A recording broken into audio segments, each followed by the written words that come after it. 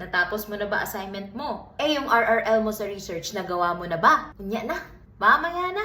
Oras pa naman eh. Kaya ko naman yun, mga 30 minutes lang. Ayan na naman tayo eh. Manana habit. Isa ito sa negative Filipino traits and values that we need to get rid. Pag nasayang mo yung isang oras, pag umabot ng 24 hours, isang araw na yun. Kung isang araw umabot ng 7 araw, isang linggo na yun. At yung isang linggo umabot ng 4 na linggo, isang buwan na yun. Kasi kung pwede naman nating tapusin ngayon, ba't natin ipagpapabukas pa? Pero dahil sa mamaya na, marami pa akong ginagawa hanggang sa umabot ng 2 araw at nagka-cramming na, syempre ang excuse natin minsan, pag mas malapit na sa deadline, doon gumagana yung mga brain cells natin eh. Tips para malabanan ang manyana habit. Number 1, just do it. Huwag na masyadong marami pang iniisip. Gawin mo na. Number 2, hatiin mo ang iyong mga task para maiwasang ma-overwhelm ang ating mga isipan. Number 3, have some break. Siyempre, para maiwasang ma-overwhelm ang ating sarili at ating mga utak,